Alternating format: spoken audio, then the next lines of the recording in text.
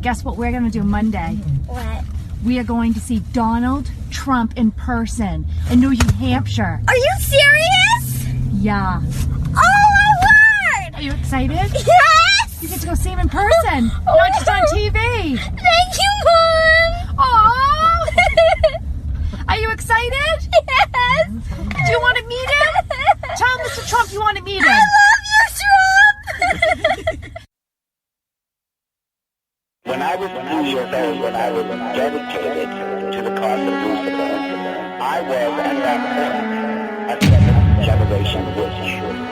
I was laying there, practically naked, and I had her hold me as if I was a baby. I couldn't talk. I couldn't open my eyes. I believe my eyes were rolled up back in my head. There was evidence of human sacrifice on this site. One of my first questions I asked the guy, is there evidence of human sacrifice? Now looks around there, yes. We found a man with his fingers like who was a Richard Zachary.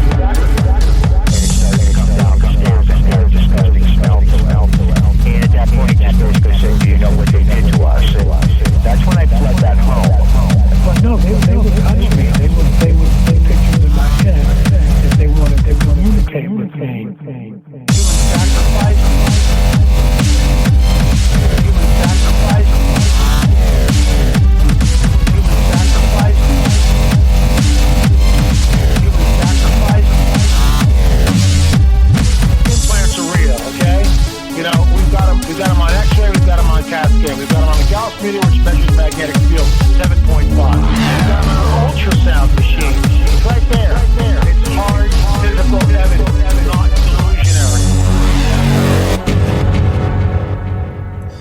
What's up, Conspirinormalians? You guys all freaking out? I mean, everyone's freaking out in here because our country's going to the wayside. And pretty soon we're going to all turn into doomsday preppers and have to buy shelters and lots of guns and ammunition and protect ourselves and find caves to live in and stuff like that because stuff's getting serious. Yeah, you actually were trying to find a cave to live in for a little while. I was really legit going to live in a cave. What was the holdup? Why didn't you live in the cave? Because I didn't have anywhere to park my car because my car was illegal.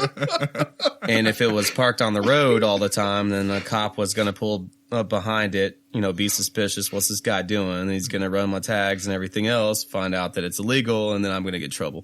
Maybe you just need a cave that's a little further away from the road.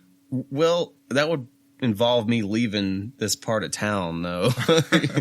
Well, I mean, it was kind of far from the road, right? Wasn't it? Or was that kind of the issue? That was the issue. Okay. I have nowhere to park my car. I can't exactly park it in the woods leading up to the cave. Driveway. Right, yeah. Exactly. Why would you need a car though, man? If you could live like Paleolithic man and because just, I ain't trying. You could hunt deer and just eat them and live out in your cave. I wasn't trying to go that friggin' Neanderthal about it. Like I just wanted to sleep in my car still, and then sometimes in the cave too. This is Luke's life. We have a special guest in the studio with us tonight. That is former guest on the show. That is Luke's brother, Travis. Hello. Welcome. We're trying to figure out which show we had Travis on full time. That was like episode 6. I think it was. Then I had you on the Thad McCracken show. I must say that was like 67 or something like that. Maybe I might be wrong there. 66. For the UFO side. Yeah, for the UFO side. Oh yeah, that's right. About yes, that. yeah. Y'all cold called me, and I was in the bathroom. he was taking a dump, taking care of business. Well, it's good to have you, man. Good to have you Great here. Great to be here. Thank you. Guys, tonight our guest is Rocci Stucci, who now has his own show. Well, he had his own show before called EBN Talk Radio, Everything But Normal, but now he has a show on Talk Network called The Rocci Stucci Show, and we're going to talk to him tonight about that and about, among other things. But real kind of brief in the intro, I wanted to talk about what happened in Oregon this last week. Apparently, this Oregon standoff is all but over now, and there's only 4 people left. They're on the side of the Meliere Wildlife Reserve or National Wildlife Reserve. And that is because the 5 of the ringleaders of this group were arrested by the FBI and the Burns, I think it's like whatever county that is in Oregon, their police department, sheriff's department. They were arrested, and one of the guys actually was killed during the arrest. The guy's name was Lavoy Finicum, and he was... That's the guy we see on the video? Yeah, it's the guy you see on the video. He was actually like kind of like a spokesman for the group. You had this Ammon Bundy guy, this son of Cliven Bundy, and then you had this Lavoy Finicum apparently had to talk a lot to the press as well. Also, somebody that was arrested was, I think his name was like Peter Santilli. He's like a talk show host, and he was there on site, and he was arrested. This is what I kind of understand of what happened. Apparently, they were going, Ammon Bundy, his brother, this Lavoy Finicum guy, this Santilli guy, and a couple other people were going to a meeting to talk to someone or some group about what was going on and to try to get more organization and possibly more people to come to this site. They were stopped by the sheriff's department for some, they don't even say what the reason they were stopped by. I'm sure that there was a reason given, but whatever it is, it's probably all BS. And the FBI was also with them. Apparently, as they were doing the arresting, trying to arrest these guys, they had all the other guys down on the ground. I think this Lavoy Finicum guy was in the snow, and he was yelling something at them like, go ahead, shoot me, I don't care. And apparently what they're saying is that he pulled something out of his jacket or went for something inside his jacket, and the FBI guy, the rifle guy, just took him down. Now, I've watched the video, and it does look like he does try to pull something out of his jacket. It almost looks very clear from because you see this video and they do like several zoom ins and enhancements. You watched it, Rob. So he definitely what do you doesn't think? look like he's complying. He walks out with his hands up, but then he starts to turn around and he gets agitated, and his arms are not up in the air. Yeah. And we were talking about it before the show, and I'm a big supporter of right to assembly. I'm a big supporter of right to bear arms. I'm a big supporter of right to freedom of speech, and a lot of things that they claim to be standing up for as well. But he was not. He did not handle that situation properly, and they had every right to do what they had to do. Well, I mean, after you watched it, what do you think? Put yourself in his shoes, and after everything you care about's been collapsed and taken away from you, and you're been quartered, you might as well just give in. Yeah, but he wasn't. I mean, we're not talking about the Hammonds here, who were the people that owned the property, or were the ones that transgressed by doing this burning on the land and then got arrested and then sent back to jail, which is just... We're just talking about like some random supporter that this is one of the guys that was occupying. Oh. Yeah. Okay. You watched it. You did you see it when Rob was playing it right before the show? Yeah. What did you think? You think he pulled a gun out? I think he reached for something so that they would shoot him. It looked like. Yeah. Suicide by cop. Yeah. That's what several people that I saw on like the YouTube videos were saying, that they thought the comments that they thought it was a suicide by cop. What do you think, Rob? That definitely is a possibility. I mean, there was no audio. You're watching from a helicopter or whatever, but right. He walks out calmly with his hands in the air, and then he starts to turn around. His arms disappear. His back is to the guy that shot him. I mean, that guy had no idea what was about to go down, and that's his job. I mean, he's trained to do what he just did. Now, apparently there was a girl that was there. I don't think she was arrested because she was talking to somebody on some alternative media radio show, and she was saying that her story is that he came up with his hands up and that he had him up the entire time, and there was some exchange with the FBI guys, and what they claim is that the FBI guys shot him in cold blood. But that's not what you see. No. On that video. Despite that, whether or not he committed suicide by cop, whether or not he pulled a gun out and was thinking he was going to go out in a blaze of glory, they still tracked these people. The FBI and that sheriff's department, they still track them, and they still did this on purpose. Once they had to have somebody, somehow they knew that they were going to be leaving the site of this wildlife reserve, this building that they were occupying. Somehow they knew, and probably trailed them, found some, like I said, BS excuse to pull them over, which police often do. Let's face that. I've been pulled over because my license plate isn't lit up. And they let me go. They don't give me a ticket, possibly because It's not illegal. Possibly because I'm coming out of a neighborhood making a delivery, not the kind of delivery that they're thinking I'm making. And it is a known drug selling neighborhood. Well, and probable cause is a pretty loose gray sort of area that right lets them get away with a lot of that. Yeah, so no they kidding. they found some way or some to pull these guys over.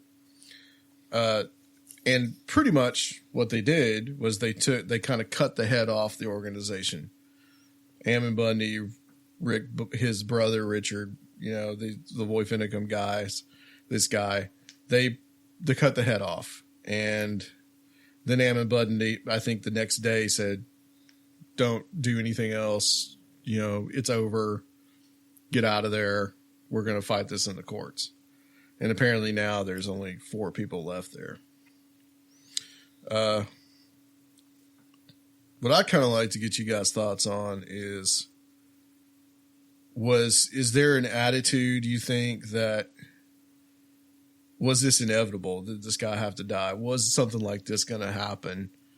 Because to me, I really felt like somebody's going to get killed. Somebody's going to die. From the beginning, for sure. And my biggest fear was that it was going to turn into some sort of something would agitate the situation. I think purposefully to turn it into another anti-gun, pro-extreme left-wing type of a thing, because they were just the perfect setup to turn that into. And it doesn't look like it has, and that I'm grateful for that at least. So you mean like the left wing would use this against? Well, just as one more thing, like, oh, we need to control guns, we need to do this, we need to do that. Yeah. I was afraid that buttons were going to be pushed to make it a worse situation than it already was for that purpose. You had that early on, because you had right when it started, January 2nd, and we talked about it, and just how it was seemed to be kind of a joke. Really, it was a joke until Wednesday when that happened, and the guy was killed. Until somebody dies, when somebody dies, it's getting serious, and it just, the whole gun control thing did come into it, because they were talking about how, why aren't the police doing anything?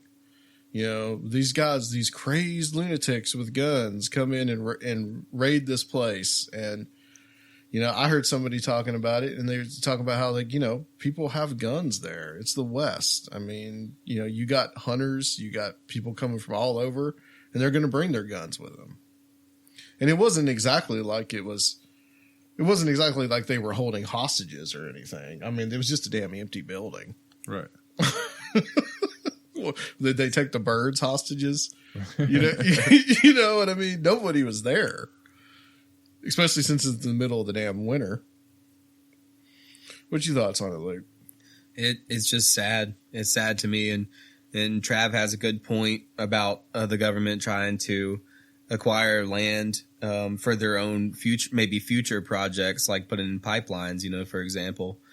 And they'll take any means necessary to acquire the property that they need to fulfill that. They'll also devalue the property and force people to sell at a lower rate. Yeah. You know, that's one of the things. Like the government has to actually buy land from you. Constitutionally, that's the way it is. They just can't take your land. Right. And even if they do, but they can find different ways to devalue it and make it. And then, yeah, They can and just take it. just like they did, just like they domain. actually did. That's what happened in the first place. Yeah. They did steal their land from them. Right. That's why they're so pissed off about it. I've seen it happen in many cases of eminent domain, where a landowner fought the government. Are you talking about here in Tennessee? Here in Tennessee, locally, yes. Tell us about something that would have happened here. Well, then in Franklin, right off the top of my head, a beautiful farm, an old farmhouse there. The landowner refused to cooperate with the government there in Franklin that wanted to run a road through that area, right through the middle of his farm. And we're not talking federal government; we're talking state or local. Or like I mean, the city I of assume Franklin. it's local, but who knows? They pulled him in at domain. He fought it. He lost everything, lost his land, and I mean, so it's how do you fight the government and the progress? That's what I hear from people. What do you do? You know, progress is progress. That's the quote unquote you either legal give way in of or doing you it. move away. You take their deal and leave, or you fight it and you lose. And they often give like half of what the property value actually is. No, they give them a fair shake. In most really? cases, they give them at least what it's worth, or maybe a little more. But in a lot of times, Still, though, that's your home and your livelihood. That's it. And a lot of times, Yeah. you see people they don't want to leave, so and they fight it, and it's unfortunate. It really is, and it makes you second guess the freedoms of this country. It really does. Yeah. That's why I sympathize with the Oregon guys so much. Right. Yeah, I sympathize with them too. There's a lot of different aspects to this though too. I mean, like the people in the Burns, that's the major town that's closest to this wildlife reserve. They really didn't want those people there. A lot of them were really upset about the protesters, and they felt like it was a lot of outside influences. And Ammon Bundy, the Bundys are not from Oregon; they're from Utah, I believe. So they came, what is like a real long way to get there. And plus, too, this family, the Hammonds, as we said before, they even told them, "Don't come, don't do this."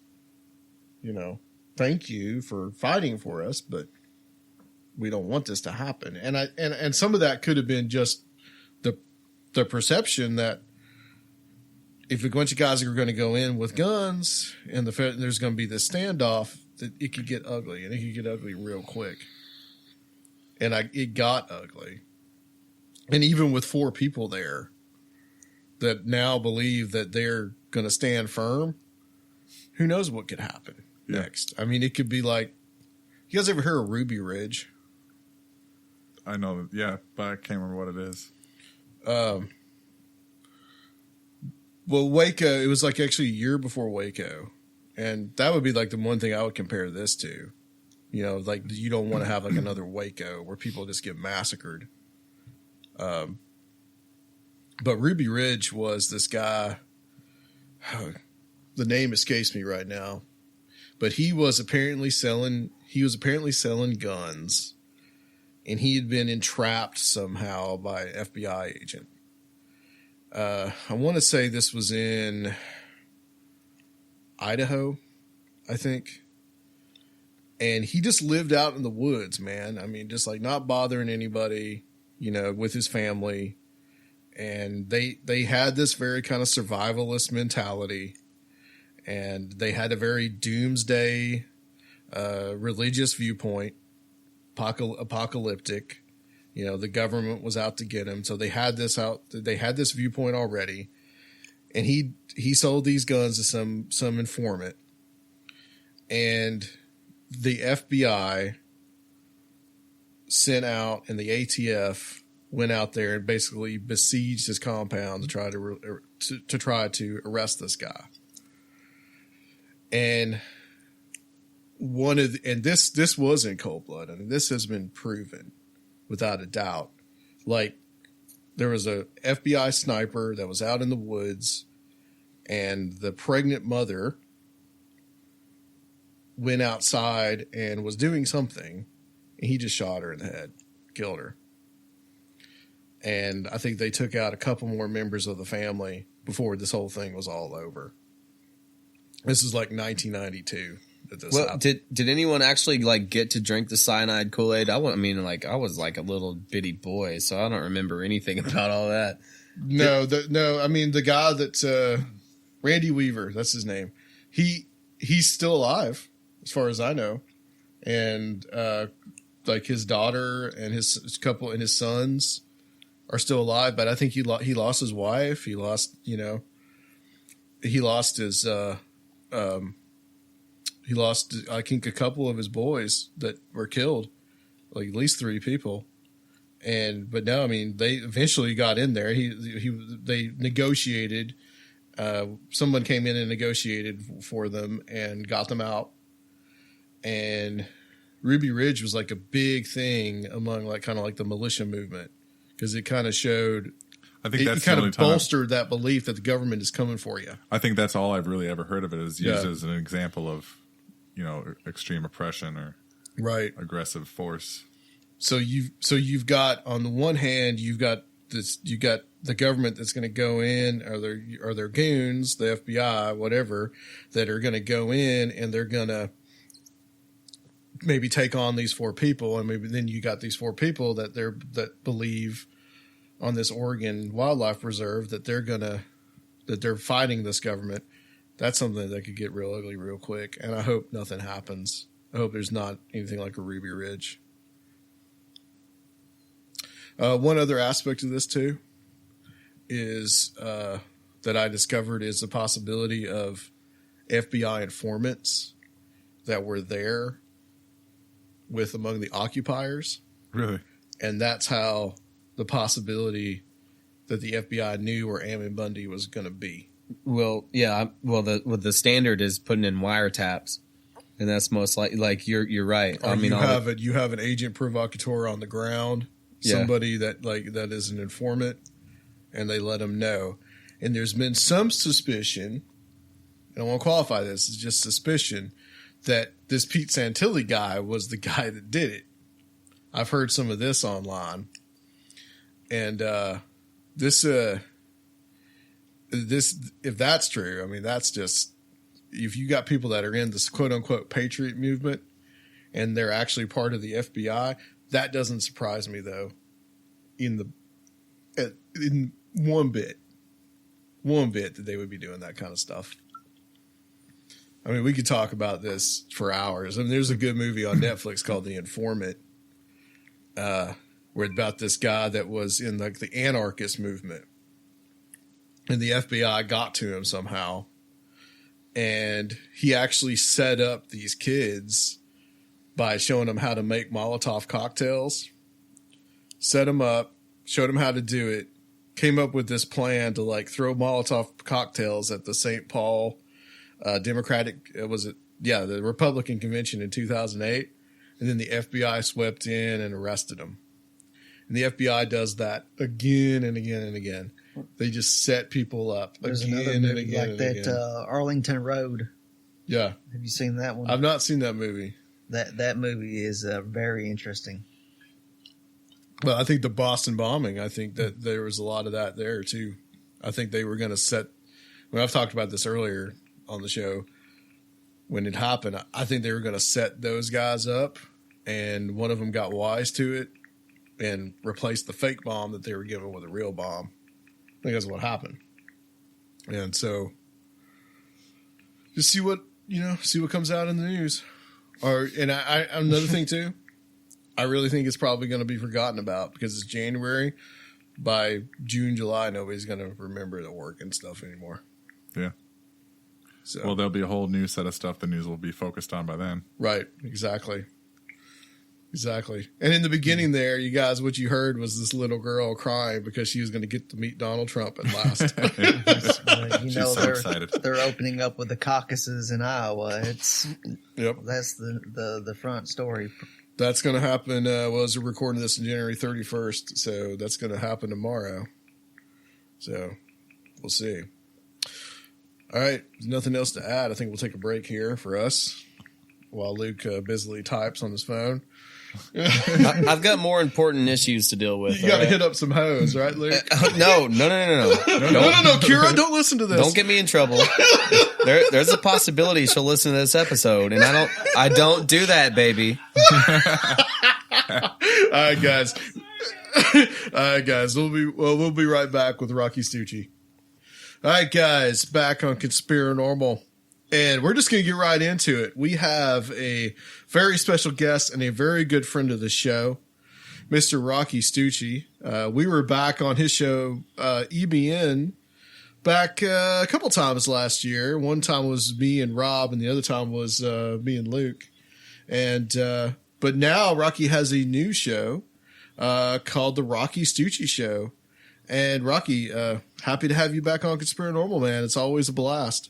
Thanks, brother. And I thought the Rocci Stucci Show was creative. It took me a few days to come up with that name, but yeah, I figured I'd go over the board and just say, "What the hell, the Rocci Stucci freaking show? Forget about it." So, tell us a little bit about the show, and also, are you still going to do EBN, or is it just going to be just that show now? I did do. So we just finished our second week broadcasting for 5 days a week, 2 hours a day. That's a lot, guys. Absolutely. Last Sunday, I did do an EBN episode. I was just down in my studio and something really got me upset. So I wanted to talk about some things. So I just turned the mic on and recorded it. Said this was a show, but I don't know yet. It's difficult. And with doing the 2 hour plus my full-time job, I work 40 to 60 hours a week. And I do speaking locally here. And I kind of make sure that I keep the balance and make sure that I'm not neglecting the family at the same time. And making sure I keep the waters calm, because I'll tell you something, if my wife is upset, my world is destroyed. Yeah, I hear you. You also got to take care of all those birds too, right? So. I don't touch a damn bird. That's their thing. They drive. I'll tell you something. I did a show 2 weeks ago. It was a pre-record I did down in my studio here. The birds are upstairs and we're in the same freaking place. How does that make sense where you got a studio and 120 some parrots in the same building? And I'm listening back to my recording, and lo and behold, I could hear freaking birds in the background.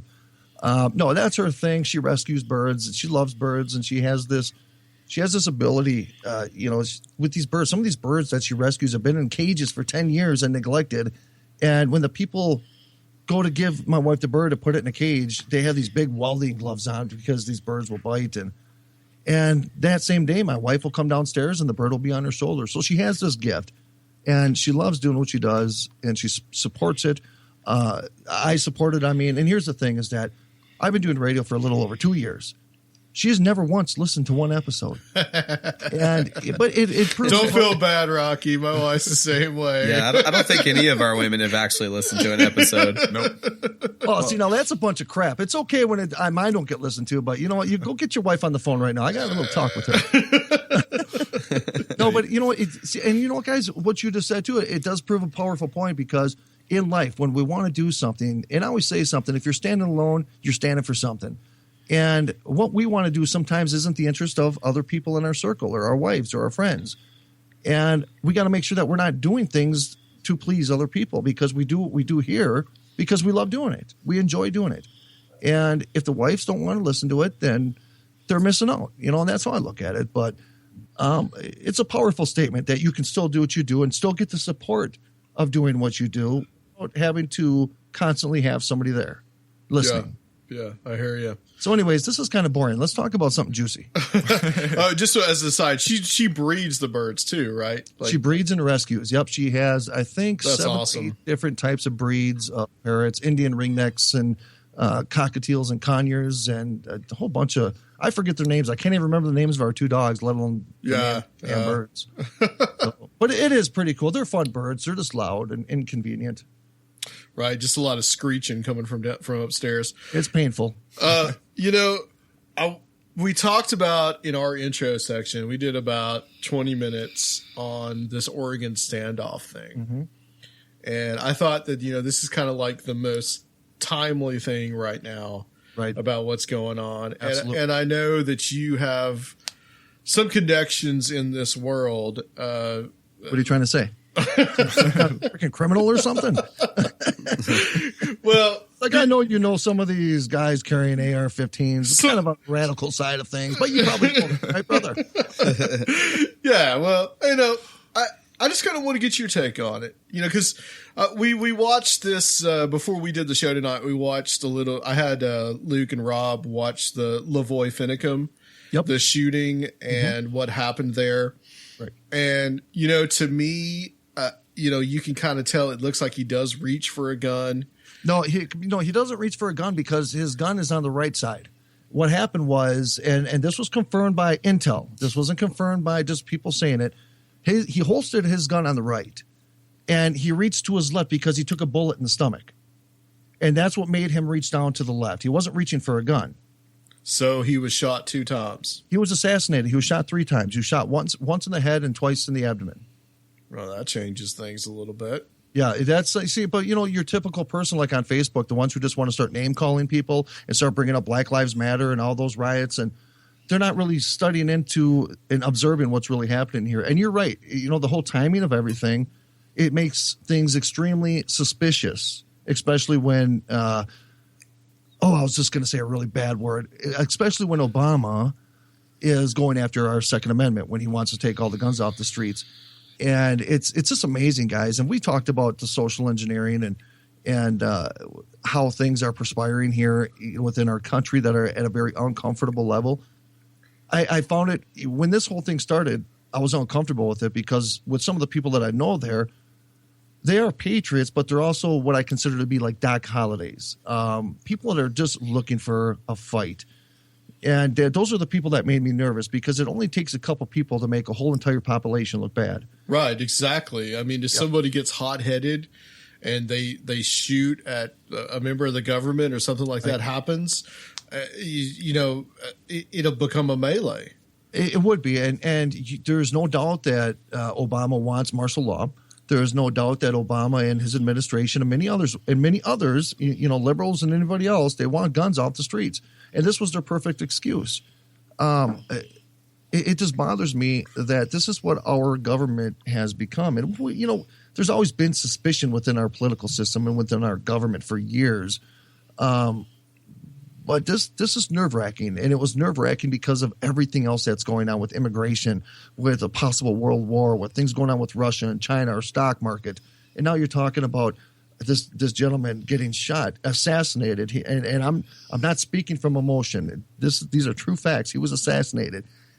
And I find it funny that they released this video so quickly on YouTube. Yeah. But where is the dash cams? Where are the body cams? Why was that guy in the woods in that spot? How did he know to go in the woods there? Because he came out of the woods. That was the guy who shot him in the head, was the guy who came out of the woods. But why Lavoy Finicum and not Ammon Bundy? Because Lavoy, he was the one that jumped out of the car. Now, the reason he jumped out of the car is because the first time they stopped, the vehicle got shot at. The first time they stopped. And that's why they sped off, was because they were being shot at. And they thought they were all going to get assassinated. And so they went on that chase. It was about a 7-minute chase. And the reason Lavoy got out of the vehicle was because of the female in the truck. He was trying to divert the attention away from the vehicle to himself. So he actually probably saved other people, even though they still unleashed holy hell on the vehicle. Okay. Now, I can't speak for him, obviously. Right. I wasn't there, obviously. But he was diverting the attention away from the vehicle. Was he actually yelling, "Go ahead and shoot me"? I mean, was he actually? That. I don't know for sure. Because there was a girl that says that that's what he was yelling at the FBI agent or whoever it was that actually shot him. I listened to that phone interview, and right now she is the only information we have to go off when it comes to verbal information. Right. Because we just I don't know why they're not releasing any other video, because if they do, that would probably alone start some kind of a revolution. Well, Rocky, let me ask you about Santilli and his involvement with this. And, of course, a lot of this information I'm getting from the internet. And, of course, right. not all things on the internet are reliable. Surprise, surprise.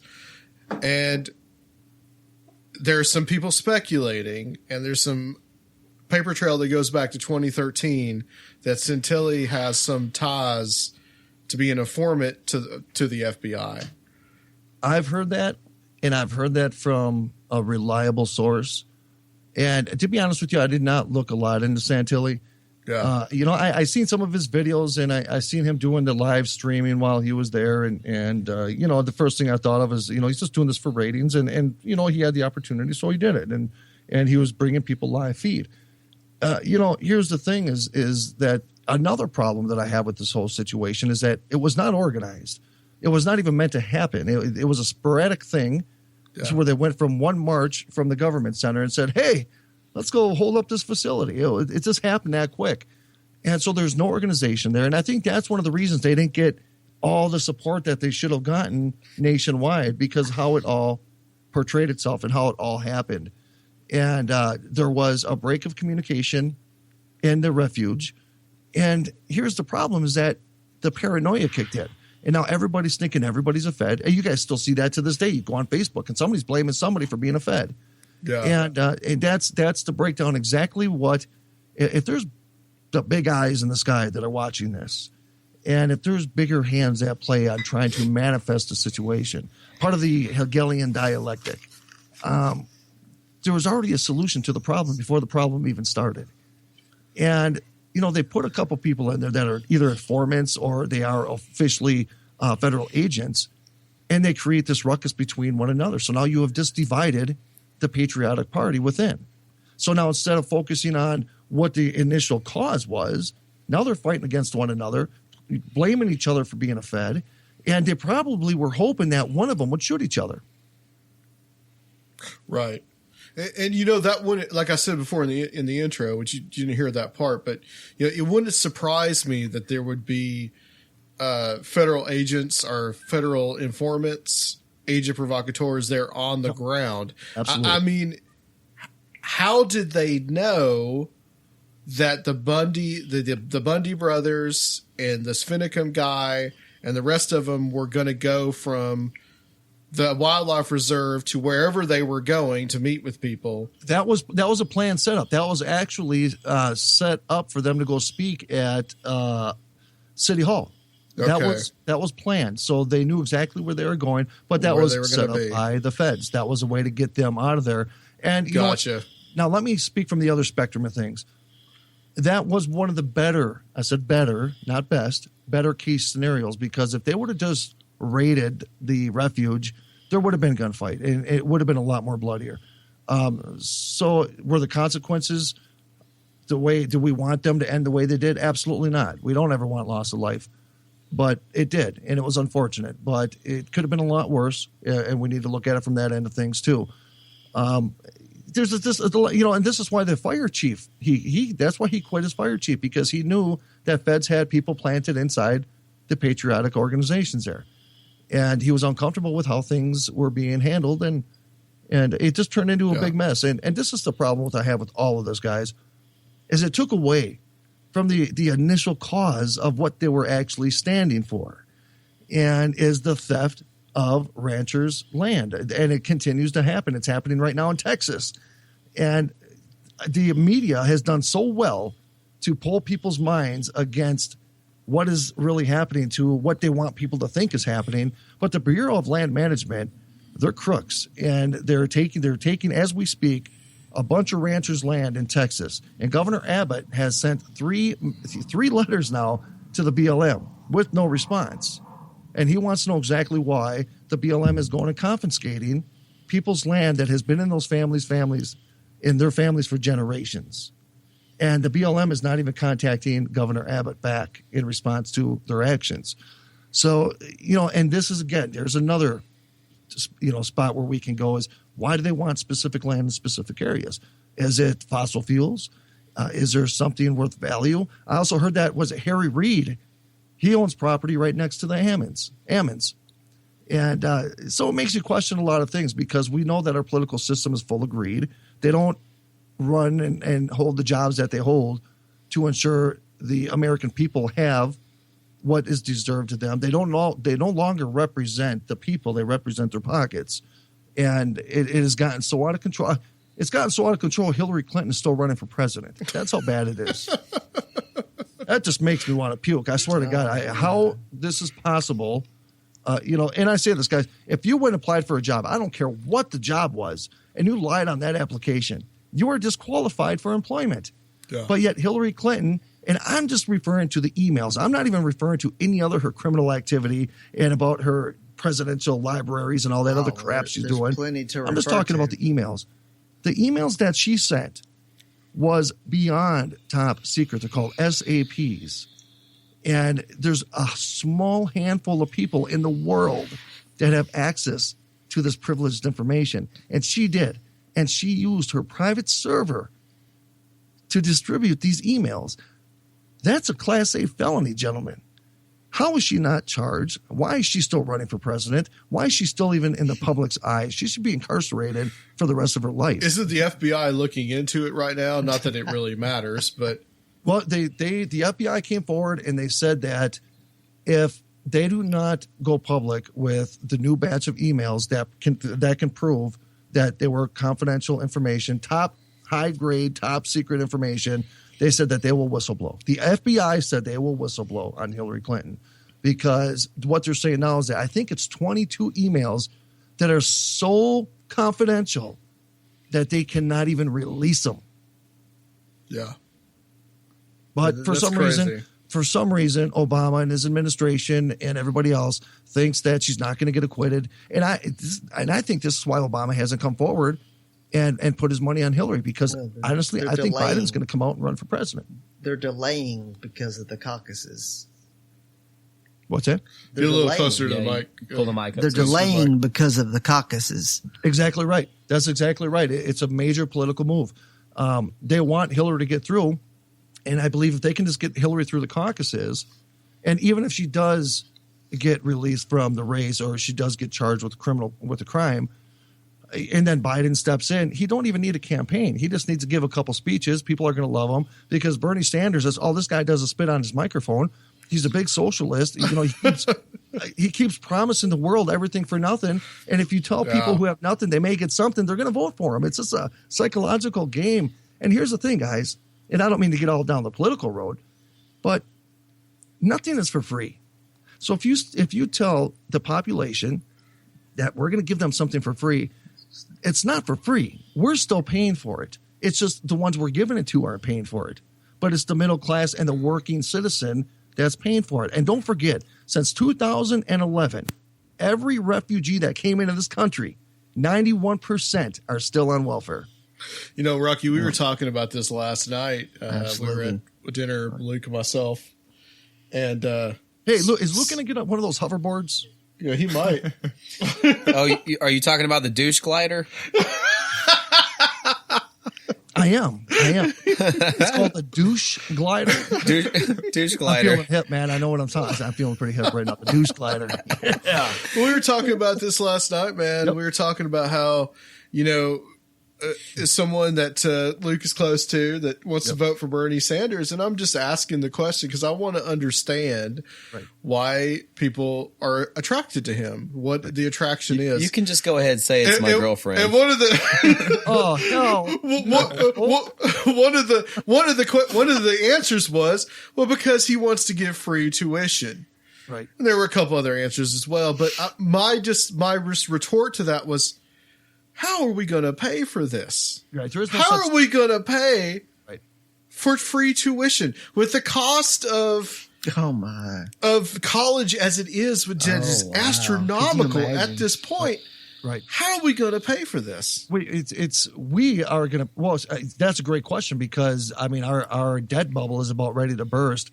And there it is. That's a perfect example. Just what they spend on as a healthcare. student, you want to try to get through college any way you can. So you can't really crucify people that want either a cheaper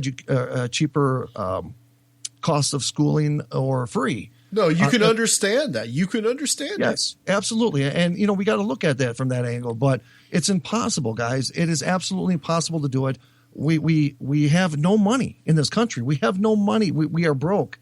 And if we start paying for everybody's tuition in college, you know what's going to happen? Our taxes, again, are going to go up, and everything keeps going up except our wage. Our wage does not continue to grow except the cost of living does. Exactly. And if you think about just one university and how many teachers need to be paid for in that university, how much is the cost to run that university, the lights, the electricity, the maintenance, the overhead? It's incredible what it costs to keep that place running. We're about and then to put that on the American taxpayer is political suicide is really what it is. We're trying to elect a Republican that's going to reverse billions of dollars worth of health care stuff. You know, well, the whole all for healthcare nothing. thing too. That there's another scam because there's even a lot of things in that bill that aren't even related to healthcare. I really hope that Obamacare goes away. The fine now just went up this year to $695 if you don't have health care. And, you know, actually that's against the federal law. It's a you can't joke. force a government program onto somebody. And if they can't afford the program, it is actually against the law to fine. Well, see, I guess they're not using the word fine them anymore. They use a different terminology. Penalty. Yeah. But you know, Rocky, the thing is like, look, I went through and I thought, okay, maybe it's going to be cheaper. And I went through and I did the whole rigmarole with the Obamacare, the healthcare.gov stuff. Yep. And, you know, man, it's like the best plan for me and my wife was $400 with a $10,000 deductible. And I'm just like, no. You know, if $400 times 12, do the math, the penalty is still less for 2016. Right. And that's why only, I think, 3% of people that actually have to sign up for it have signed up for it because they would rather pay the penalty. I mean, a $10,000 deductible? Are you kidding me? And that's ludicrous. It doesn't matter if you're paying $100,000 or you're paying $10,000. To me, that's going to break the bank anyway. Right. I pay $700 a month. Wow. But it's for family. It's for family with my 3 boys. Right. But it covers nothing. I went to go pick up the one prescription I have, and out of $80, it only covered $20 of it. And even my wife, she even questioned, why do we have it? And I say the same thing, but then I get nervous. It's like, okay, what if we cancel it, have no insurance, and then there's a catastrophic event? Yeah, the catastrophic stuff. That's where I get nervous. That's what I need. That's all I need. The end result of this is banks and insurance companies. They all win. And the end result is they win. We don't. Right. Yeah. That's what I see. No, I agree. As individual. It's a banking world, and they're constantly looking for new ways to come up with money, whether it be through they're healthcare, killing me on interest. whether it be through immigration, whether it be through it's wars. It's They get mainly where the banks make 25% all of the what money I now is make. war.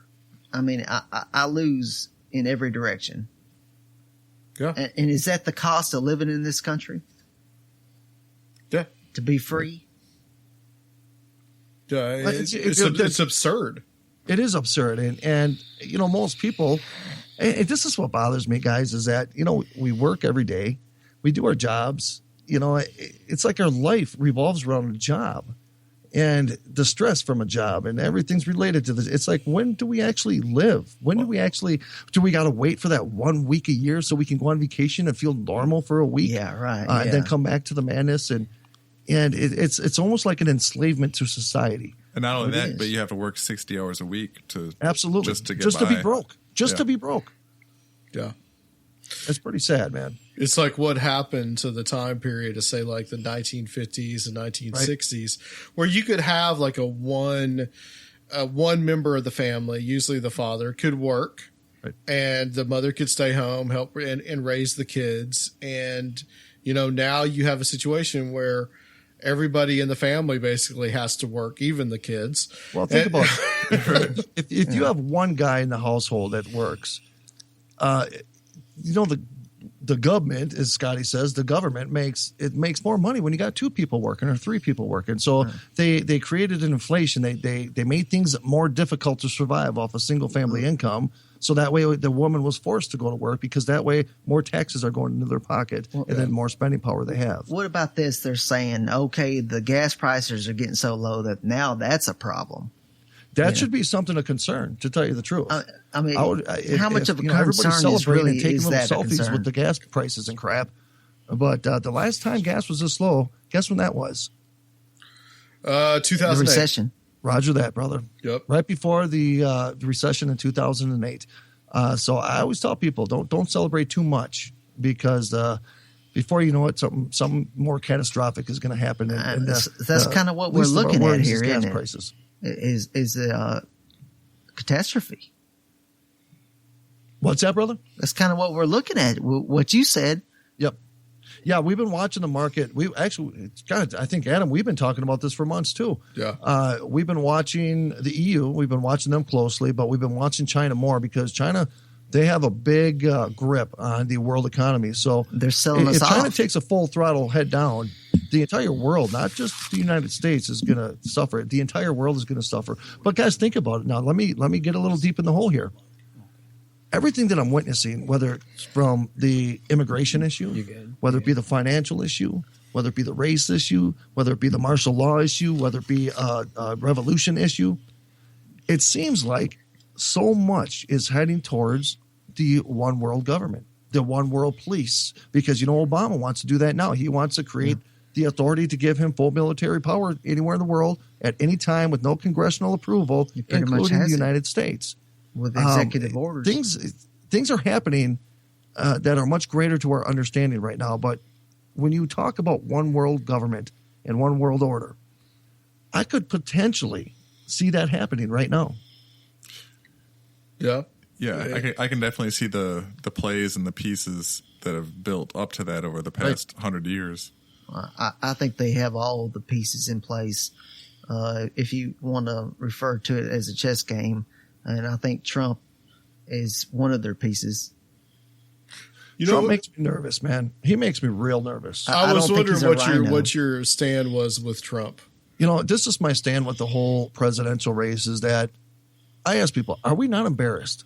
Are we seriously not embarrassed on our presidential campaign and the whole presidential it's like they don't even talk about real life issues. They're not even addressing the things that need to be addressed. They're fighting with one another. They're calling each other names. That is a very good point. And here's the thing about Trump, and I don't dislike him, but I don't really like him either. I don't like anybody running for president, to be honest, for the record. But my problem is that the name calling, and I mean, he is a genius when it comes to keeping the attention on him. But look at it like this. I used to coach youth football. And if I went to this football team and I acted like Donald Trump did in front of my players, I would have a dysfunctional football team because I'm not giving them the proper leadership that they need to be champions. I'm acting like a 2-year-old child. And I look at that from a country's perspective. If you have a president who's name calling people and putting out memes on Facebook and Twitter, and now he's getting in quarrels with the Prince of Saudi Arabia, and he's getting in quarrels with these other world leaders. Yeah, and this is what makes me nervous is that kind of behavior. I mean, if you're going to lead this country, God damn it, you need to step up and act like a leader is what you need to do. Rocky, do you know the only world leader that likes Trump? Do you know who it is? I'm going to say Putin. There you go. That's it. That's well, here's the thing is that Putin, sign. The reason why so many people are against him is because he's not part of the game. He's not part of the greater agenda. He doesn't fall for the stuff. Well, he can appreciate his ego. We all know they both have it. That this whole Syrian conflict, don't you find it funny? There's no question we created ISIS. For whatever reasons people want to say, we created ISIS. It's not a hidden fact. It's the truth. And ISIS, even though there's many other terrorist groups, ISIS seems to be the focus. So all of a sudden these terrorists, these cockroach scumbags go into Syria and turn the country so upside down that millions of people flee Syria in refugee status. And many of them, 80% male, most of them are radicals. And now they're worldwide. And now Obama wants to create a worldwide police to be able to combat ISIS at his disposal without approval anywhere in the world at any time. Don't you find all that to be kind of funny? You don't think that's a coincidence? That's what I'm saying. And I say that to some people, they're like, how could you even think? It's like, how do people drink so much of this Kool-Aid? I always tell people, stop watching mainstream media. Stop watching that crap. Because they're telling you what you're supposed to be fed. Right. And it's disturbing that people don't see what's going on. I mean, you guys had what's his name on the show from Germany, Steve. Yeah. When we talked with him last, and we were talking about the rape epidemic, and to hear about Merkel and how they're fudging crime reports to keep statistics low. And the same thing is happening in France. I mean, the country's people are under attack, and the country that's supposed to protect them is doing nothing but promoting these people. It's like, why are they protecting these people that are murderers, that are rapists, that believe in killing your wife if she looked at somebody wrong? It's like, these are the sickest son of a bitches I've ever seen in my life. Well, I think this goes into something you were talking about on your show on EBN, and that was social engineering. And what's your definition of that? How do you think that that's being played out now? It's like a mind control programming, and it's not a conspiracy theory. I urge anybody. In fact, I think just go to YouTube. I know I got videos up on my page. Just go to YouTube and just put in social engineering. Just watch a couple videos. There's some really good ones out there. And this started, like you guys were saying, this started years ago. When they actually learned the power of the media was right when the movie theaters came out. Was it like the 30s or the 20s? Right. When they first started using sound. And what they wanted to do, they did this test. This was ran by the CIA. So what they did is they flashed pictures of popcorn and pop so fast that the human eye couldn't even see it. Your conscience didn't even see it happening, but your subconscious picked it up. And just from that experiment, the popcorn and pop sales went up 60%. And that's when they learned the power of TV and movies in Hollywood. They learned the power on how they can lock into people's subconscious mind and control their belief systems. I mean, look at the lack of patriotism in this country. Look at the liberal side of this country. It is how these people think the way they think. And I'm not ripping on them. I have friends that are liberals that I love to death. But their way of thinking is not what the American way is used to. They're all for the things that they shouldn't be for on a lot of different issues. And they support the things that are the most dangerous to this country. And I think a lot of this, honestly, Jets, I think a lot of this has to do with the social engineering, the brainwashing of the masses. And it's very real. Yeah. You have guys like in the 1920s, I think what you're kind of referring to there is Edward Bernays, who was actually the nephew of Sigmund Freud. So he understood a lot about psychology. And that's the kind of things that they would do. And it started out in, the cigarette industry by promoting the idea that women should smoke cigarettes and that will make them more independent of men. And that's just one example. And he wrote a book, I believe, called Propaganda that was about that. And one of the people that actually followed that to a T and improved on it was Goebbels in the Third Reich, incidentally, as an aside. Right. And so this whole the public relations and how things are just spun in this country. Well, you can refer to Nazi Germany. I mean, they were the masters at it. They had their people so brainwashed, and only what was it? 6% of Germany were actually Nazis, but yet they had people. I don't know if it's 6 or 7. It's a low number. Yeah, it's but amazing. They had the people so brainwashed that it was almost like Obama today, where when people saw Hitler, they started crying. That they looked at Hitler and worshipped Hitler more than their own God. And that's what you guys, you heard the show I did on Obama versus Hitler. We have our schools in this country that sing songs praising President Obama. And Stalin said it. Stalin said, give me one generation of children and I can change the world.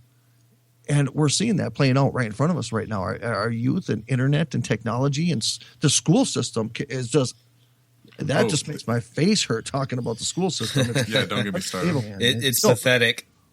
What bothers you the most? Well, the low expectations. Like they just continuously just get lower and lower and lower with each generation that comes along. Right.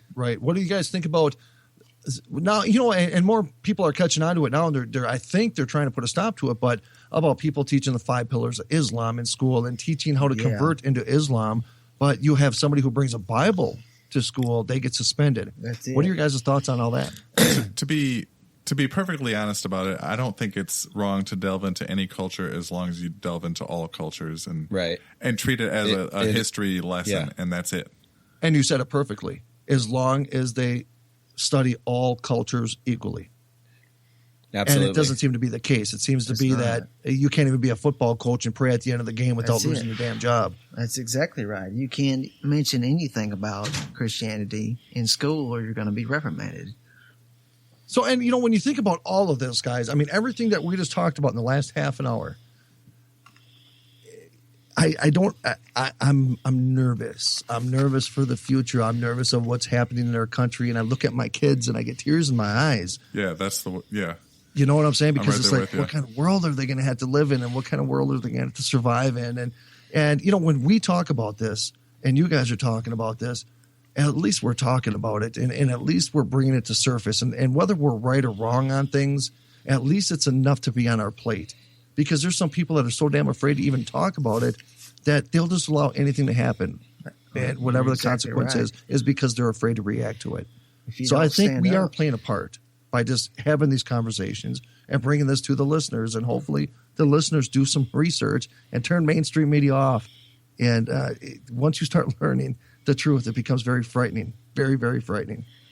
Well, I want to ask you, Rocky, about kind of like the role that, because I've heard your shows and you're talking about it on EBN and talk about kind of like the role of religion in all this. And you seem to have like lost a lot of patience with religion in many ways, and that there's kind of like a root cause of kind of like what's going on right now, especially I guess in more in the context of Islam. Well, you know what?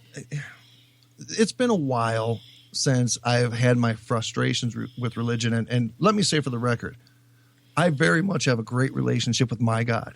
Sure. That's my God. And you guys know that with my work in the paranormal field, it has proved to me time and time again that there are life forms beyond our understanding. So there is something out there. And let me clarify, like the organization that is religion, let's put Islam aside for a second. Okay. I get so frustrated with people always trying to push their beliefs down my throat, telling me how I'm supposed to believe, and if I don't believe this very particular way, I'm outcasted. Or if you're a Mormon and you're a Catholic, then you guys are enemies, and because you guys believe slightly differently. I just get so sick and tired of people telling me how I need to believe, and it's these same people that are trying to drive religion down my throat are some of the most hateful people I know. Judgmental people that I know. It's like, really, and that's what you're trying to sell me on? You're trying to sell me to become like you? Are you kidding me? Excuse me, bleep that out. You guys are getting excited now. And then the bleep for Rob to put to insert. Mark time, brother. But then we bring in Islam, and Islam has a lot to hate because Christianity is one thing. There are radical Christians, but not radicals compared to Islam. We don't blow up buildings. We don't blow up planes. We don't do car bombings all over the world. They want a destruction that mankind has never seen in its history. They want the world to their own. They want to enslave their people, and in this fear that if you don't do what you're supposed to do, you're going to go to this hell. And you're not going to go to the paradise. Do you think all of them, though, Rocky, are just like radical groups like ISIS? Because, I mean, what you just said, that really just describes ISIS to a T. Or, the radical Muslims. I want to talk about the 53% of Muslims who believe in Sharia law. And that's about 700 or 800 million of them. And just out of those 53%, just a couple quick numbers, guys, just out of those 53% of every Muslim in this world, 53%, that's a lot.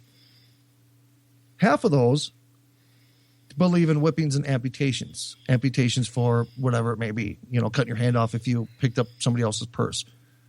And then another 50% of those, of that number, of that 52%, if you guys are with my math here, they believe that it's okay and honorable to kill your wife if she was raped against her will. Because in their belief system, if their wife is raped and there's not two men that'll come forward and attest to say she was raped, it wasn't consensual. If that woman cannot find two people, then that means that guy has every legal right to Sharia law standards to behead his wife because they call it an honor killing. So when I look at my beefs or my problems with Christianity or local faiths that I'm familiar with, my comparisons to Islam is completely different because it's not a religion. It's an ideology, and people need to get that straight. The religion is a small part, but it's a governed society. It is a way of life. It is their law. You're exactly They don't correct. have separate laws. They have Sharia law. And that's what the American public does not understand.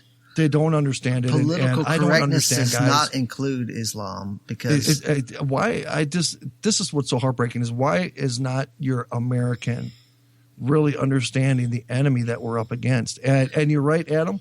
We refer to ISIS all the time. Yeah. But there are so many more radical groups out there that are just as bad as ISIS that we never give focus to. The only other one, every once in a while, we'll hear about Al-Qaeda. But there's 50, 60, 70, 80 different radical groups out in this world right now. But, put the affiliations aside and let's look at their rule of law. Let's look at Sharia law.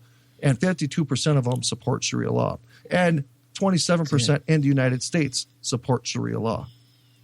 Which, but there's kind of like messed up systems like that in a lot of different religions. I mean, I can think of, and I don't want anybody to take this the wrong way, but there's there's kind of like you have stuff like that in like real ultra Orthodox Judaism too. Absolutely. I mean, but it's like, of course you have a significantly lower percentage of the population of the world that are Jewish as compared to that are Muslim, but those same things kind of exist.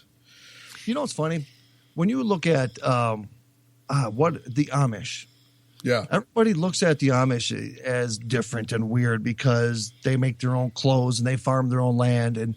But how many times have you seen the Amish come out and riot? How many times have you seen Amish jumping people or stealing somebody's purse? Never. They've probably been attacked more than unjustly. Yeah. And that's what our society has become is that they're not mainstream, so they're not cool. And they seem pretty content with life. I know Amish people, and I'm going to tell you something. They're just regular people to me. The way they live is differently, a way that I would have a hard time adjusting to. I don't even know how to sew, let alone, farm. But they mind their own business. But yet you're right. They get attacked all the time. They get ridiculed all the time because they don't drive vehicles. But, why can't people practice biblically like they do and keep it like that? But everybody has to be, and you're right, because even in our country, we have a radical Christian, or those ones always trying to breathe down your throat and try to convert you and get your money. And I'm not about the Institute. And you got the Vatican, the richest bank in the damn world, and they keep telling people to help feed the hungry, but yet they never do it. So you know what? Me and Scotty have talked a lot about this, about religion. And I honestly believe, and folks, please understand, I am a man of faith. I'm not a man of the Institute. And I go back all the way back to Moses. And religion has been a way to control the masses since the dawn of man. Mm-hmm. And I truly believe that. Moses was a genius at it. And then they're born of Christianity. And then you have the prophet Muhammad. He goes into a cave and has a seizure. And all of a sudden everybody thinks he talks to God. And he writes his own law. And now people live by it. It's a way to – and Scott even told me before the prophet Muhammad, there were over 300 different gods worshipped in the Middle East. Over 300. There's no separation of church and state. Well, and those are just things to think about. So, it's okay, if you go to church on Sunday and then you do the Our Father and that makes you feel good, I believe it's the intent of your actions anyways. But, there's some skeptical things about the church and it being as a business. I mean, why couldn't a church just say, let's meet in a park? Yeah, definitely you get that kind of aspect too, for sure. So I am frustrated and I'm seeing a lot more people bickering with one another. I see atheists coming out now and it's like it's like atheists are the worst because they always seem to want to tell everybody they don't believe in God. But again, guys, here we are again. This whole everybody's against one and everybody for one reason or the other, whether it's your political view, whether it's your religious view, everybody. You can't even have a dialect anymore. You can't even have debate. You can't even have conversations without people starting to name call and be assholes because you don't agree with their view. And it's like, well, I can't. I mean, there's things you guys agree with that I wouldn't, and vice versa. Right.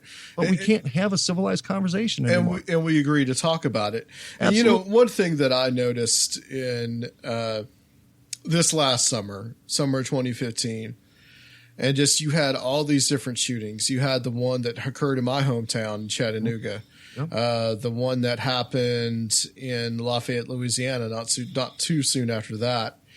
And it seemed like we had, and then you had San Bernardino, but it seems like we have had a string of these type of shootings, and they're usually pulled off by some kind of, and I want to pick the caveat, if some of them are actually real, that they're pulled off by these kind of like fundamentalist people. And it doesn't matter what that belief system is. It could be Islam, it could be Christianity, it could be radical atheism, but these people are still are pulling these off. And it seems like it's just, to me personally, it seems like it's just fundamentalism of any sort is really kind of the problem. Right. Well, I think that fundamentalism in any branch of any religion kind of signifies a group of people that aren't thinking anything through for themselves. They're not coming up with decisions. They're not weighing everything and figuring out who or what they are. It's like literal. Let me ask you guys something. Have you guys looked at the statistics? Because I don't know them off the top of my head, but I do know that ever since Obama became the president, the amount of mass shootings on how they skyrocketed. I would say that even without looking at the statistics, that is exact and that's true. They went through the charts. I mean, question now, why? Yeah, that really is the question. And of course, I think that there are people in the Democratic camp that would say, well, we elected a black president and the country went crazy. But you know what? I don't believe that. And I think some of it, Rocky, has just been because, well, if you look at something like Sandy Hook, and, we were talking about a certain someone that died the Holocaust in our show earlier, off air, but I think he had a lot of good points about what happened or what didn't happen at Sandy Hook. And I'm real suspicious about it. I think that either something didn't happen there and they just said that it did, or it actually happened, but it wasn't this Adam Lanza kid that did this. Well, and there's a few other shootings that are like that I'm just suspicious about. So I think that people have become, I think that what has happened is you have these false flag events mixed with these the copycat effect. And what it is like there's this idea of the strategy of tension, and people are just tense, and things and more things like this are going to happen. It's like this vicious circle. Are you guys familiar with the Hegelian Dialectic? I am. I So believe Travis is. I just started recently indulging into the essay and following up with some other things in regards to the dialectic. And let's explain it for Luke because he does know it, but I think that he's shaking his head. Yeah, I have no clue what you guys are talking about. Let me put it this way. I'll say it like this in the most simplest terms: problem, reaction, solution. And there's already a solution to the problem when the problem first starts. And when you start going back, you can go back beyond the French Revolutionary War, but you can even just start with the Rothschilds and the French Revolutionary War and start from there in your history. And when you start learning what people will do to create the problem, to initiate the reaction that they want so they can come and give the solution, who ultimately benefits from the solution every time? The big money, the big banks. Right. And I would never believe this 2 years ago. I would have looked at people like you're nuts. But I dove into it. And now I'm to the point that nothing can surprise me. When we see what our own government, our own CIA has done throughout the world to go in, it's almost a mafia style. They would go into a country that's broke, that needs something. They go in and rescue the country in such an interest rate the country can't pay it back. So now we own you and we own your resources. We own your fossil fuels now. If you don't like it, we will have you assassinated. Right. It goes as simple as that. It's the idea that you have this small-time mafia guy in New York City. Mm-hmm. He pays some punk to go in and, with a baseball bat, to go in and trash somebody's shop. And then he comes in like a day later and says, hey, if you need protection, I can help you and I can prevent this from happening again. It really almost goes to just that simple tactic.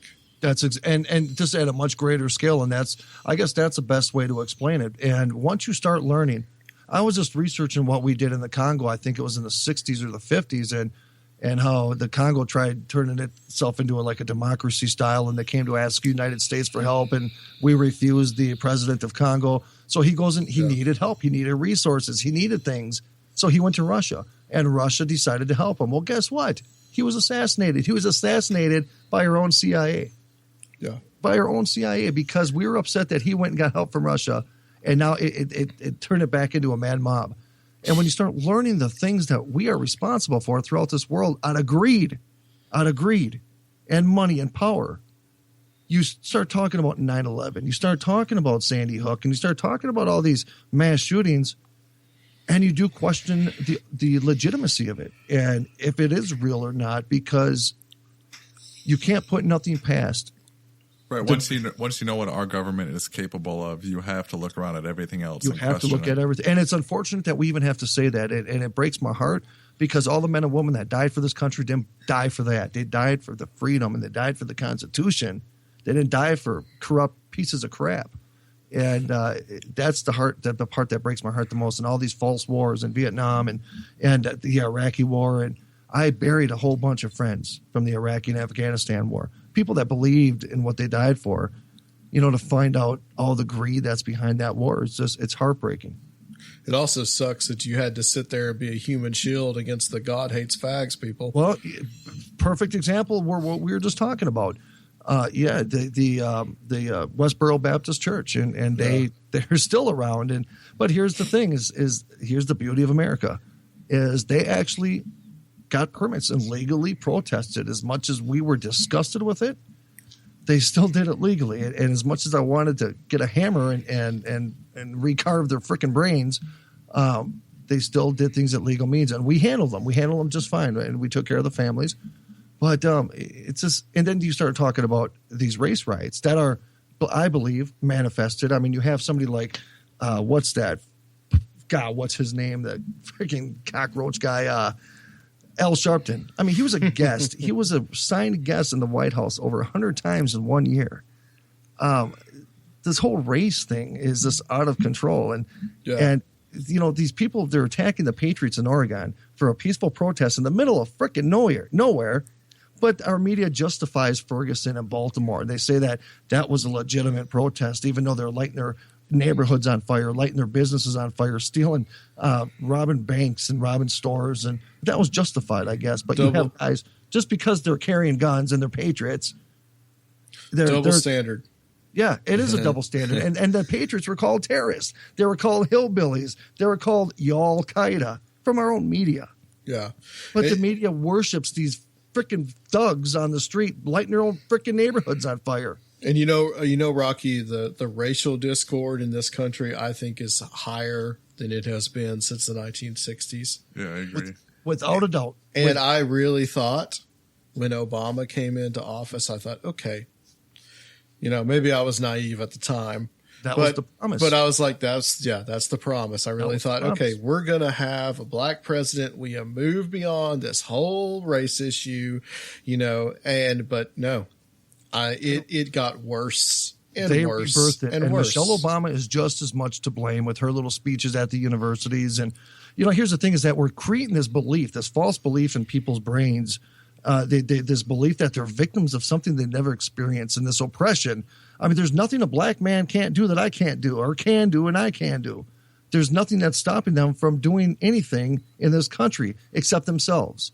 They victimize themselves. They say they've been oppressed. I got a good friend of mine here. That's all he does.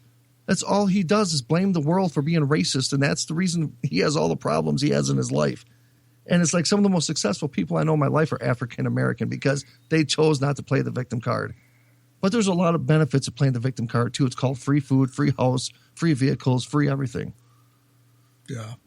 You get my blood pressure up now because I get so sick of the hypocrisy that we're living in today because it's just like, you're right, Adam. We manifested this again, and it is worse than the 60s. And somebody like Martin Luther King is rolling in his grave.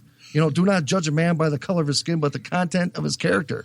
And their character is horse shit these days. Yeah.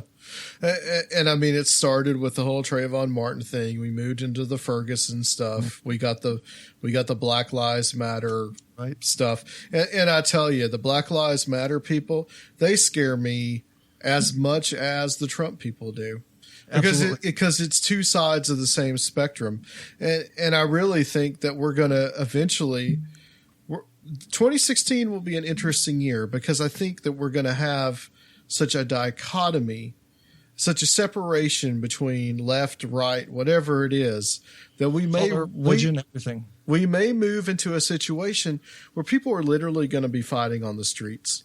You're exactly right. You don't need to hold back on that. We're heading towards revolution is what we're heading towards on many levels for many reasons. And in regards to the Black Lives Matter thing, I've talked with the whole Black Lives Matter people here in the cities, and they get so upset because I don't like what they do, and there's nothing they can say to me to sell it. Do me a favor. If you're going to represent, and politicians and city leaders are supporting this as well, but if you're going to represent somebody, don't represent, okay, you know what, a man died. How unfortunate. But, you don't see riots right now because of this patriot died in Oregon. So a man died. A man, he was a criminal. He was a thug. He's dead, and that sucks. Go after him legally. You'll make millions of dollars. But when they'll get my respect is when they go and protest the innocent people being killed in their own neighborhoods by their own thugs. Go and protest the illegal drug dealers in their neighborhoods and the black-on-black crimes. Go protest that. Go protest that little 6-year-old that just got killed in a drive-by shooting 2 weeks ago here in St. Paul. Go press that. Go protest that, and you'll have my respect. But if you're going to continue to protest a thug who was breaking the law, who got his ass kicked by cops and then starts screaming discrimination and abuse, I'm not going to respect that kind of movement. And you know what? They're doing that today. You got these kids doing it in school. They'll sit there and they'll antagonize police officers, antagonize them, and finally when the cop grabs them and throws them down, they're screaming harassment and whatever else they want to scream, and they're going for the money now. They're going for the lawsuit. It's like my uncle told me before he was murdered. He says if you choose to live by the sword, you're going to die by the sword. So if you're willing to play the game, be willing to finish it. Yeah. It's becoming a point of just like where you're just going to have these street fighting groups that are going to fight each other out. But one thing I want to say, though, about that is, what really pisses me off about I'm pissed. Calm down, Adam. About the Black Lives Matter. Mm-hmm. This is what gets me. Okay. And I know that you support the cops, Rocky. I totally respect that. I support the law-abiding cops. But, police brutality is not a black thing, even though it does happen in the black community, probably more than it does in the white.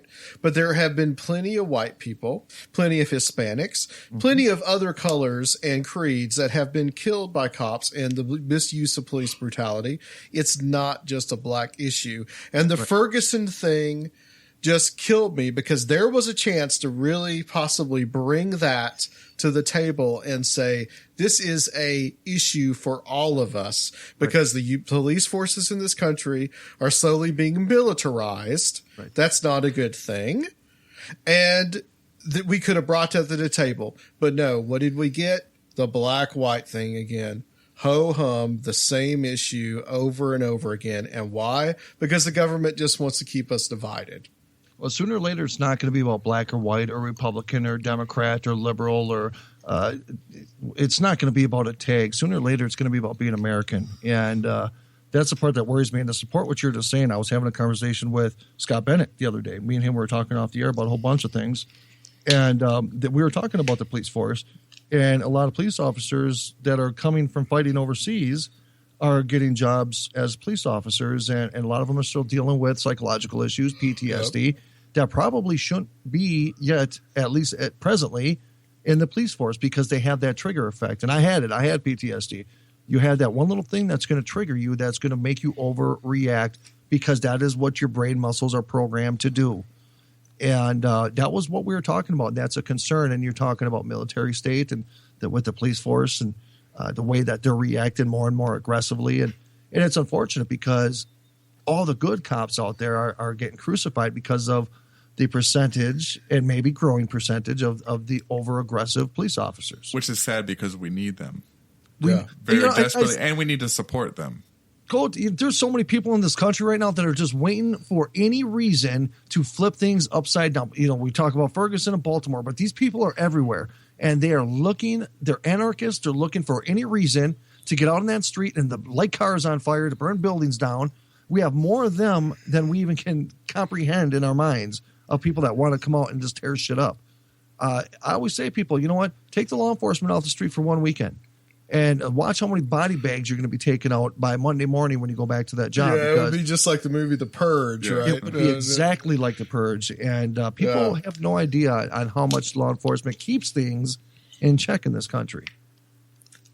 Oh, absolutely. I'm nowhere would I ever condone like saying that you need to get rid of the cops. I think that's ridiculous. I could never do their job. There just needs to be a better psychological evaluations. We need to kind of pick who we're bringing up in the academies and make sure that they're not dealing with PTSD if they are a veteran, because we got to give veterans their jobs too. I got a question for you guys. Sure. Is Luke sleeping? No, Yeah, I'm still he's here. just taking it all in, man. Yeah, I'm just drinking my beer and Facebooking a little bit. Well, he's writing his book right now about the memoirs. show. Well, and his I have been memoir. writing a book for like the past 5 years, but it's probably never gonna actually come to the surface. Does it include the story of you trying to live in a cave? It should. I hope so. You really try living in a cave? Yeah, I wanted to. Cool. Well, I mean, I was homeless at the time, and I was just like, let's see how badass I could be. I want to live in a cave like no one else lives. Or sorry, no one else. Mark time. No one else friggin' lives in a cave. So I want to try living in a cave. Hey, I got to tell you, I've been homeless before too, but I've never you got one on me, brother. I never thought of the cave thing. That probably would have been a good idea, but I was always afraid of bats. I think for this show, I'm just going to put a picture of a cave for the. We'll Photoshop Luke with a thumbs up in front of it. Yeah, exactly. Well, let's just go to Kentucky to Cave City, and I'll just we could just take that picture anyway, and then we have a fun time in the caves. Here's another thing too, Rocky. I wanted to ask you about, and this is the House Resolution 569, and I'm not definitely not a Donald Trump kind of person where I want to deport every Muslim out of this country. I don't think that every Muslim in this country wants to slit our throats, but at the same time, when I hear something about this kind of legislation, I get a little worried because I really think that this is really anti-free speech legislation. This kind of you're stuff. talking about for the resolution 569. I don't have that in front of me. I tried. That's the one that they've tried to pass about that anything you say bad about Muslims that you will be I talked about that prosecuted about it. Yeah. Any hate speech towards Muslims, right. That would be a crime. And Scotty didn't believe it, and we were live on a show, and I started talking about House resolution. And Scotty, he's really good. He hits his mic on mute, and he's really quick with the fingers, and he typed it up, and he starts reading it while we're live, and he started stuttering because this was beyond Scotty's belief system politically, and he could not digest the fact that this was actually a legitimate thing that was put on the Senate floor. And recently, December 17th, I believe, was the day it was put on the Senate floor. And the thing is that now the UN, the United Nations, already has this as a worldwide law. We're trying to incorporate it in our country. And you are right. The First Amendment is completely under attack. 60% of students from Yale University right now believe in restricting the First Amendment. Where do most students from Yale go work after they graduate? They'll get a job in the government. Politics. Yep. So we are under major attack right now when it comes to that. And you're right. Why not just hate speech against any religious institute? But no, of course, it has to be against Muslims. So again, here's that civilized jihad. Here's that implantation of getting them in our political system, getting them in our schools, getting them in our country in a way to where people are either afraid to speak against it or they just accept it. It's disturbing that a representative of this country would even bring something like this to the floor. Well, and I'm always on the hunt for anything that upsets the checks and balances. Well, that because upsets that's the foundation that our government was built on, is checks and balances. Because and humans err, but groups of humans hopefully can keep that in check. But well, brother, just like you bring up like the omnibus bill, quadrupling the visa program, making every illegal Mexican in this country legal. That's I think at the tune of 7 million people. We're funding sanctuary cities. I mean, this is past. It's like why do we continue giving to people? Here's the thing: if we're not going to prosecute somebody for coming to this country illegally, then what fear do other people have to come into this country illegally? Oh, just go to America. They'll give you everything for free. They'll make you an American citizen. They'll give you housing. They'll give you food. They'll give you medical. I mean, you go to another country illegally, you're imprisoned. And how do these things happen? This is the part that bothers me, is that how do we continue to promote illegal immigrants? And why do we continue to bring illegals in here? Our middle class is under attack. The Democrats I believe are this. pandering for I believe votes. they want as many people to be government dependent, because the more dependent you are on government, the less you will resist government and their actions. I think it's a way to control people. I really do. I agree with you, and I think my whole point is that with all the issues that people are throwing out there and what the media is focusing on, I think the main thing that needs to be focused on is the rebalancing of power in the checks and balances system. Absolutely agree. And I think what the first thing should be done, term limits. Yeah. Term limits for get those criminals Congress. out of Congress. Yeah. Get them out of Congress. Yeah. I mean, the more, and I believe this, and I just said this on the show last week, is I believe that when people first get into politics, they get into it with the right intentions, but then they get that nice little juicy side paycheck, a little pork in their pocket, and they I mean, money does crazy things. It makes you do crazy things, and that means limiting their it no longer power. becomes about representing the people of this country. It no longer becomes about being a servant to the people. It becomes a servant to your pocket, and that's what it's become now. There's also all the stocks that they're invested in too. Right. Well, I tell you, when they sell, you sell. That's how you buy and trade stocks. You watch them. When they sell, you sell. When they buy, you buy. Yeah. So, and to address the whole immigration thing, it blows my mind to think of people that are here illegally, and I have a very kind of complex view of immigration, being someone that married an immigrant. Right. But it blows my mind that people that are here illegally can still access health care, can still have these benefits. And I'm sitting here just like trying my best and like, well, like we said about Obamacare, it's going to be $400 a month with a $10,000 deductible. It's like, what's going on here, people? and how much do these illegal immigrants pay for their medical? Well, I mean, nothing. Nothing. Yeah. $1 copay for the doctor and $1 copay for any prescription. What they pay for, I mean, they pay sales tax, of course, but there's not much income tax being paid by a lot of them. I can tell you that.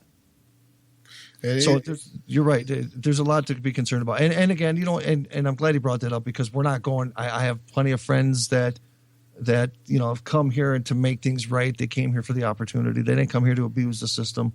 Yeah. So we're not attacking anybody who's just from another country coming here to this country. We'd be hypocrites if we did. But it's the ones that are here to take advantage of it. It bothers me that we allow criminals in this country that are here illegally. We reward them. We reward them, and it's like how is that possible? And these are all the things that you start adding all this stuff up, guys, and it's like I don't have a tinfoil hat on. This is legitimate stuff, and you start adding it up, like the laws against speaking hate speech against Muslims, all the immigration policies, the sanctuary cities, the refugee crisis worldwide, the exodus, if you want to call it, the corruption in our governments, the Muslim Brotherhood, the civilized jihad. I mean, things are really freaking scary right now. They're bringing in Democratic voters. Well, that's exactly what it is, because it's all the Democrats and the one or two socialists that are supporting all this immigration stuff. Because if you allow, let's just say 7 million here right now in this country are illegal, and the Democrats vote to make all these illegals legal, you just made 7,000 or 7 million voters vote for Democrats. Well, that's exactly what they do. They're stacking the deck. It's exactly what they're doing. Exactly. You know, it almost reminds me, because you get a little historical here, it almost reminds me of the kind of like the period in the Roman Republic. Absolutely. Right before the empire came. And you had this kind of stuff going on where different groups were thrown given different perks so that you would have the general that they would look up to, and that was the person that gained ultimate power. I don't know if we're quite there yet, but we're getting to that situation. Let's look at it like this.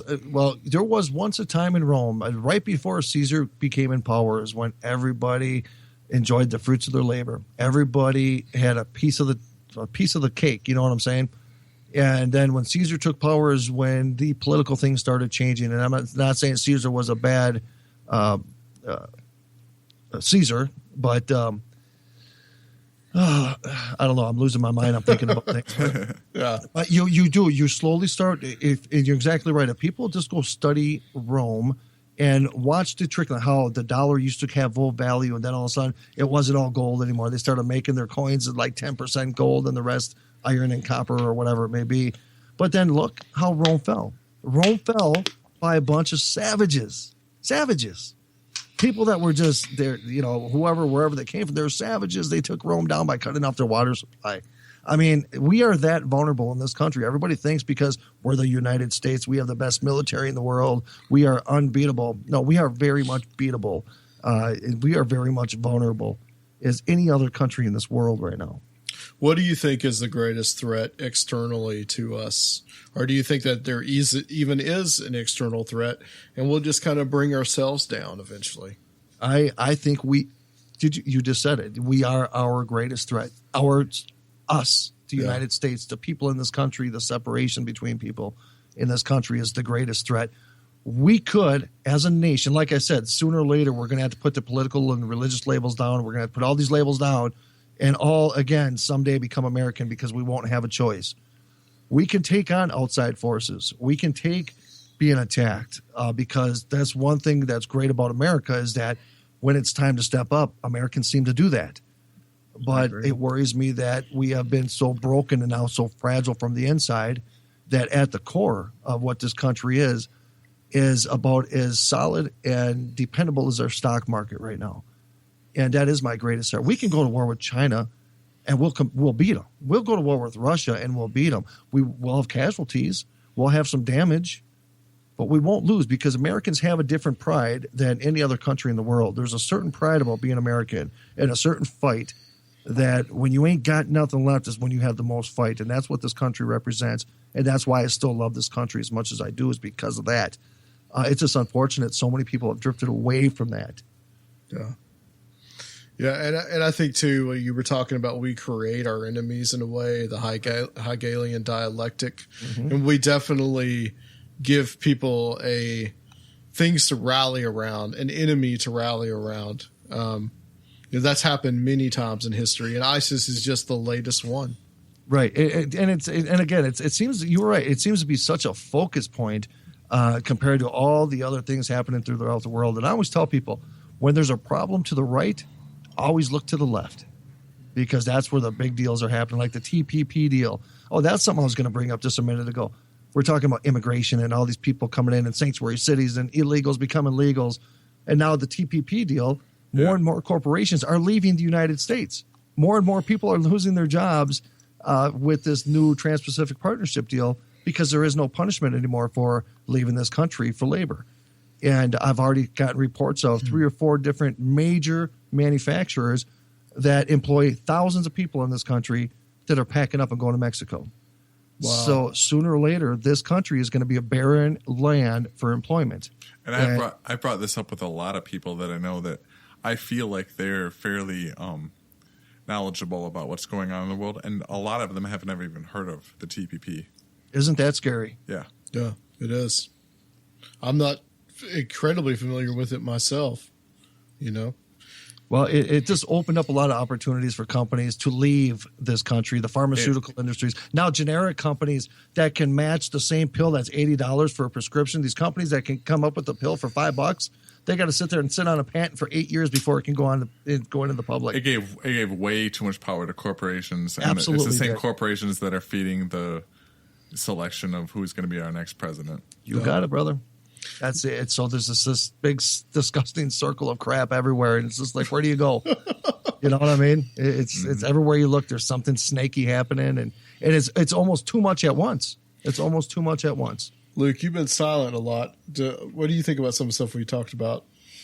I mean, I agree. That's why I'm silent. I mean, I really just politics in general is just frustrating. It is frustrating. Absolutely, just the most frustrating thing you can follow. I think Luke's going to have some nightmares tonight. I think everybody just needs to turn off Call Me Caitlin and just, don't even get me going about that crap. Don't even get me going. I swear to God, you want to talk about what we've become as a country? We sit here and we see this guy put on a freaking dress and we call him a hero. That's what we've become. Our focus is a guy who wears a dress. And people get mad at me because I call him Bruce, because that's his name. He still has a penis. His name is Bruce. It's a freaking dress. And we worship these people. Explain to the world why Kim Kardashian is the most famous woman in the world. Explain to the world that. She's done nothing. Baffling. This is our life. This is what we focus on. But yet there's been people who've been transsexual for years ago. They had sex changes. They've been wearing dresses. But all of a sudden Bruce comes forward and puts on a dress and everybody starts crying and crap and calling him a hero. Jesus Christ, why'd you even have to bring that up? Just to get you going, sir. Well, tell us, what were you going to say, Luke? I'm just going to go ahead and say that Luke doesn't have nightmares because Luke doesn't really put too much effort into thinking about politics or anything else. I just kind of go along with my daily routine and just live my own little life in my every day. It's all skateboarding. My own little whatever world. else you do. Skateboarding, going to work, drinking beer, hanging out with I friends. just go write my book. I We mean, got your six, man. We got your six, brother. I honestly just really don't care that much, and it's working out well for me too. That's why he's the greatest co-host in the world. It's hard to digest, and sometimes when I'm sitting outside with my wife, sometimes I look at her and I'm just like, sometimes it's almost too much to handle because, like I said earlier, everything comes down with anxiety to me. Everything that comes down to me with my worries is my children. And that's why I get so worked up, and that's why I get so upset. And because I look at them and like many parents do, and you know, what are they going to experience in this world? Are they even going to have work? You know, we talk about college, and there's not even going to be work here anymore. And what are they going to do to survive? And what kind of world did we bring our children into? And it breaks my heart, man. It really does. Yeah, it's scary, man. It's scary. You want to shield them from that. You don't want them to. I don't get shield frustrated. my kids from nothing. I don't either. I actually this disagree political with field shielding. is frustrating. I disagree with bending the truth. Well, my kids know the reality, and I think it's important because I'm not going to raise my kids to be sensitive and to avoid subjects because the their feelings fears of may this be hurt. world My are kids are gonna, nuclear they're gonna be raised destruction. to be strong, to be fighters, to be able to accept the truth and figure out a way to deal with the truth. I agree with you, and I also, you touched base on that at the end, but like preparing them and helping them keep everything in context, Right. I think is crucial. And that's the problem today is that, you know, all of our children these days are micromanaged and they're fed specific, just like the adults that have brainwashed our kids. We're not letting them grow. We're not letting them be kids. We're not letting them play King of the Hill on the playground. We're not letting them do the things we did as kids, which actually helped develop us. Yeah. And they're becoming just so sensitive and emotional. I'm emotional, but they're emotional. But, you know, it's scary stuff, man. And I urge any parent out there, speak the truth always, no matter how bad it hurts. Bad news before bullshit all the time. That's why when we get into college, they want to go to their safe place. Safe place. I got a safe place. It's called a bathroom. Hey, Rocky, real quick, man. Yes. We're actually going to close the show out with you as well. But before we go, let's tell everybody where they can hear the show and who you got, the type of guests you got on there, and what's going on with you next. You know, right now, you know, we've had a couple guests. I got a lady coming on this week about Common Core. She's been researching it for years. We're going to talk a little bit about Common Core. We talk current events. We talk politics. I got my good brother, Scotty Roberts, very well educated when it comes to the political system. And we talk about anything that needs to be talked about. We have no set platform. It is what it is, like a conversation at a table.